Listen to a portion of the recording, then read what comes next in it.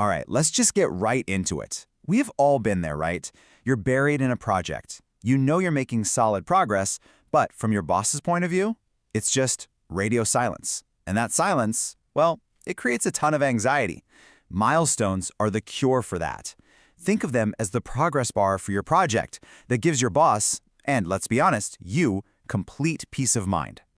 And this is just the absolute truth. When your manager has zero visibility into what's actually happening, their imagination just starts running wild. They worry, they start to doubt, and that's exactly when those just checking in emails begin to flood your inbox. It's a universal fear for any manager, that fear of the unknown. So what happens when that trust starts to fade? Well, your autonomy just vanishes. Poof!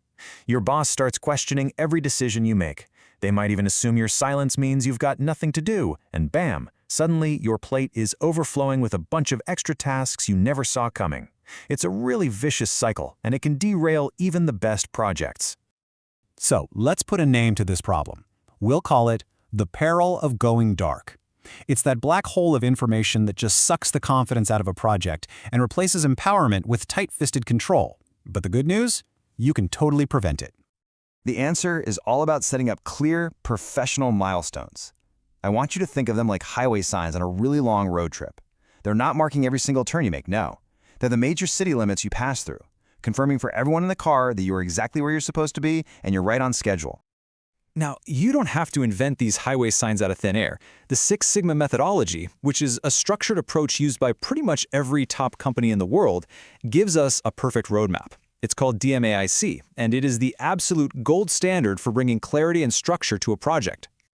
So DMAIC, it's an acronym, and it stands for Define, Measure, Analyze, Improve, and Control. It's a super logical, 5-phase process that guides you all the way from figuring out what the problem is to making sure your solution actually sticks around. And the really cool part about this is that each phase has its own natural, built-in checkpoint. Let's just walk through this real quick. In Define, you nail down the problem. In Measure, you grab all the data to see where you're starting from. In Analyze, you dig deep into that data to find the real root cause. Then in Improve, you actually put a fix in place. And finally, in Control, you make sure the problem stays fixed. Here's the key. The end of every single one of these phases is the perfect place for a strategic milestone. And listen, these are not just any old milestones. We got to draw a line between your daily to-do list and what the pros call a toll gate. See, a toll gate isn't about checking off some small task. It's about proving you've achieved a massive outcome before you're allowed to move forward. A toll gate review is a formal, sit-down meeting with your boss, your sponsor, your champion.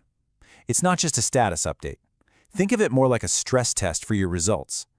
You present your deliverables, and leadership gives you the official go or no-go to move on to the next phase. This, my friends, is how you build some serious credibility. And to make this really concrete, just look at what it takes to pass the very first toll gate, the define phase.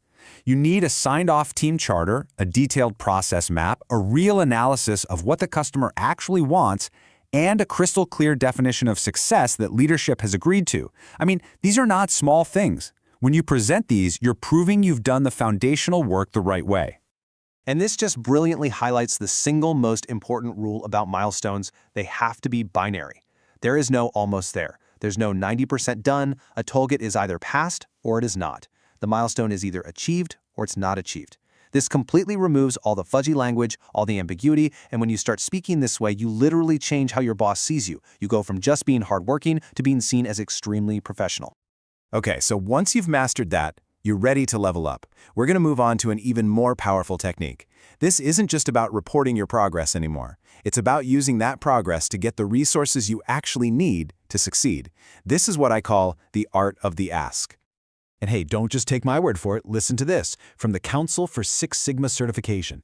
It flat out says that sponsors expect to see milestones tied to big requests for money or people. See? This isn't you being pushy. This is you aligning with how professionals do business.